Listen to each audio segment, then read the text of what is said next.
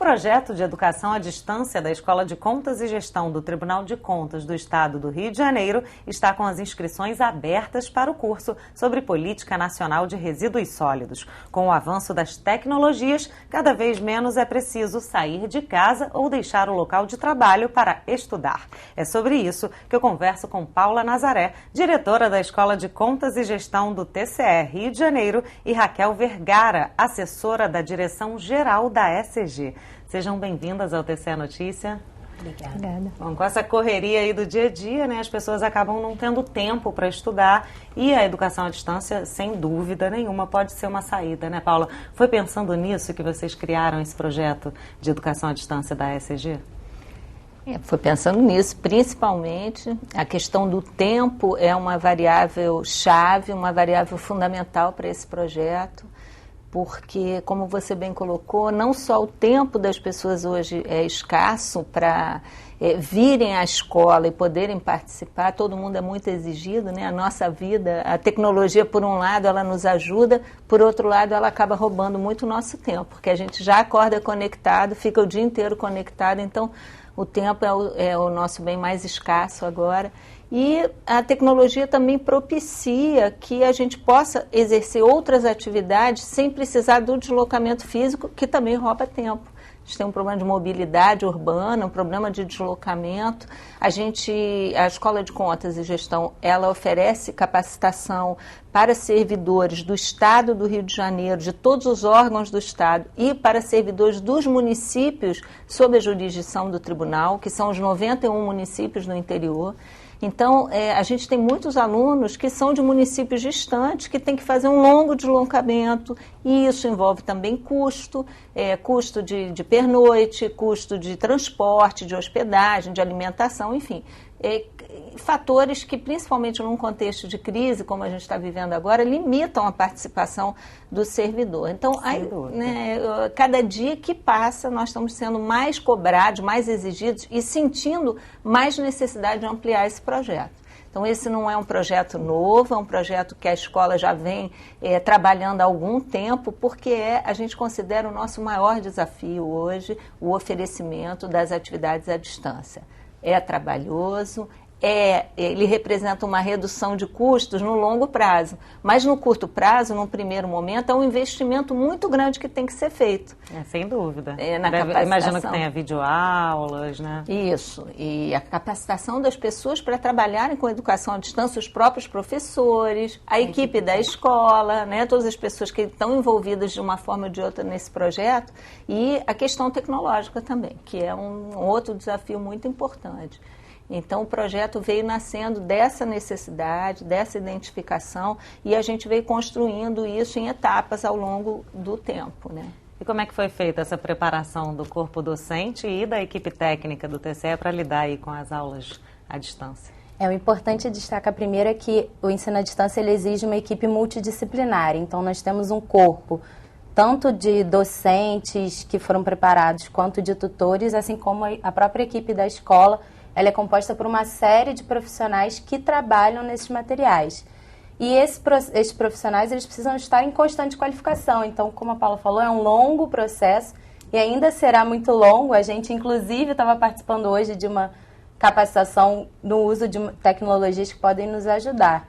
Então, a gente vem desde o início do processo, da implementação desse projeto. Quando foi? Foi em que ano, mais ou menos? 2011. 2011. Então, desde 2011, a gente vem capacitando a equipe técnica da escola, capacitando os próprios docentes para atuarem com a educação à distância em si. Então, a gente usou os nossos parceiros, muitos dos outros órgãos, dos outros tribunais, com a experiência deles para vir nos capacitando para construir um processo sólido de implementação de educação à distância na escola. E cada vez melhorando mais, né? Cada vez melhorando aprimorando. Mais. E a Raquel colocou um ponto muito importante, que nós, quando começamos a implementar esse projeto, como a gente falou, é um projeto longo e trabalhoso.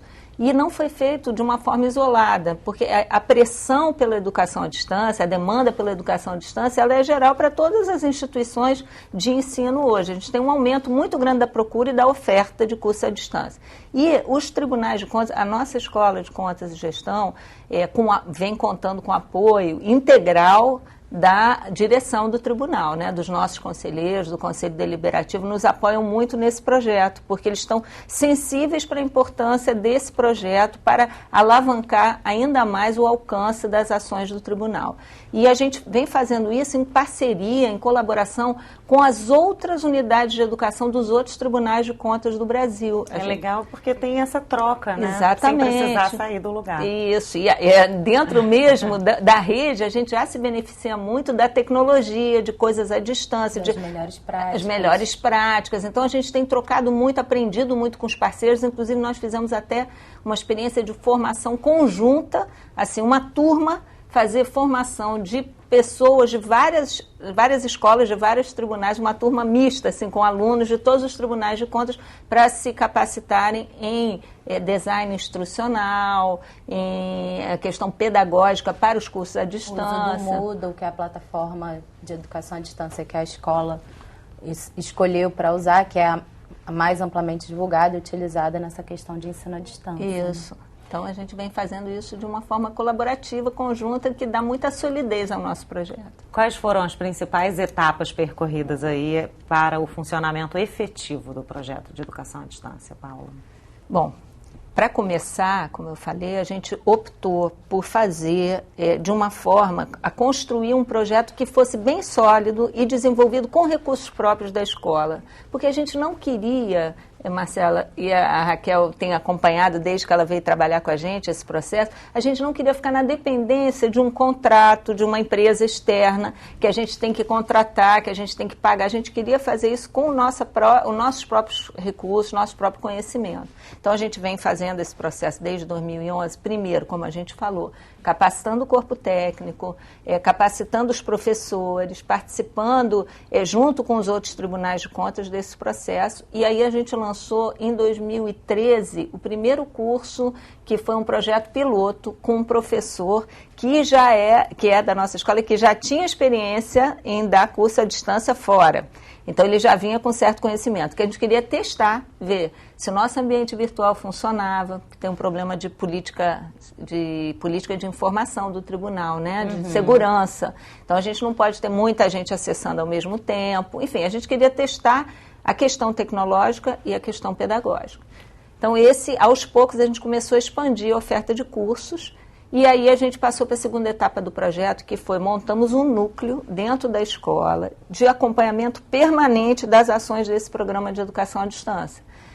A gente tem reuniões semanais, a gente conseguiu sensibilizar o presidente e os conselheiros para a necessidade de ter uma pessoa que viesse nos auxiliar diretamente nesse projeto, que é a Raquel. Que nesse caso é a Raquel. É a Raquel. Então, a gente conseguiu pedir a contratação da Raquel, que veio, ela toma conta, a gente brinca que ela é a babá da educação à distância lá da escola. Ela cuida de todas as ações, ela tem muita experiência nisso, está nos ajudando muitíssimo.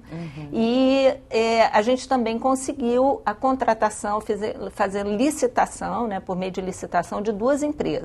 Uma para nos ajudar nesse pontapé inicial, de pegar os nossos cursos presenciais e transpor para a modalidade à distância, né? Com toda a linguagem própria da educação à distância, com os recursos. Os profissionais, né, Raquel? Web design. Isso tudo aproveitando os conteúdos que já são solidificados na escola, produzidos pelos próprios docentes da casa, né? Então, essa empresa que está acostumada a fazer isso, está fazendo esse trabalho junto com o nosso docente, pegando aquela apostila, aquele materialzinho que ele usa em sala de aula e transformando tudo, né? Tudo para ficar uma linguagem moderna, atrativa. Usando os recursos, as tecnologias, para aprender as funcionalidades. o aluno, né? Ali é mais difícil do que na sala de aula, que o professor pode dar bronca, né? Que foi aquilo que a gente estava conversando nos bastidores aqui do programa.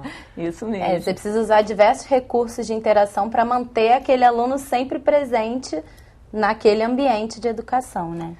Porque a ideia também que a gente faça não é só gravar o curso e jogar na internet. A gente quer assegurar a mesma qualidade, o mesmo resultado que a gente já alcança nos nossos cursos presenciais, né? Que é fundamental, né? Que é fundamental para a gente e para o trabalho do Tribunal de Contas. E então, depois dessa contratação, a gente também identificou a necessidade de ter uma empresa para nos apoiar na parte tecnológica propriamente dita, que é o suporte, tem que ter alguém que possa atender o telefone, porque o aluno, quem trabalha com educação à distância, quem está fazendo o curso, toda hora tem uma dificuldade para acessar o material, para baixar, né, E ele precisa Raquel? ser imediatamente atendido para que ele não evada o curso, né?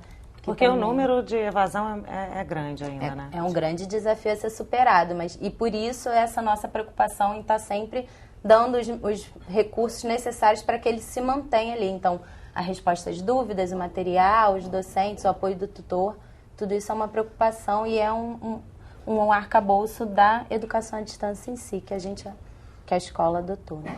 Agora, qual é a dimensão hoje no Brasil da educação à distância em relação àquele espaço que sempre coube às salas de aulas presenciais? Hoje, a educação à distância, ela tem um marco legal na LDB, né, no seu artigo 80, a LDB de 96, e ela vem desde então numa evolução crescente nos seus números. Existem alguns estudos sobre isso e a gente trouxe os dados de dois deles, que é o censo, né, que é feito pela ABED, Associação Brasileira de Educação à Distância, e também o censo da educação superior, que é feito pelo IPEA.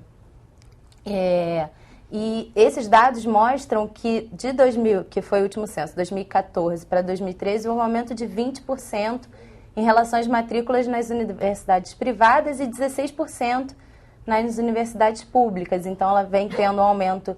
Em 2014, foi o maior aumento de matrículas que ela teve em 5 anos. Então, é uma evolução constante, é um ritmo acelerado. De lá, o ritmo, a gente sabe que a tecnologia ela avança cada vez mais acelerada, né? Imagino que agora, em 2016... Mais ainda, porque agora todo Exato, mundo no próprio smartphone, né? A nossa plataforma permite isso. E um dado interessante que a gente estava até conversando antes de vir para cá, é que o aumento também das matrículas no ensino, de uma maneira geral, aumentou muito. Não só na educação à distância, no ensino presencial também, mas principalmente na educação à distância, ainda mais num país com as dimensões continentais do Brasil, né? Dúvida. Bom, a gente tem muita coisa para falar sobre esse assunto ainda, mas o primeiro bloco está chegando ao fim. Vou deixar uma pergunta para vocês no ar. A educação à distância, ela pode diminuir aí, de certa forma, as aulas presenciais no tribunal?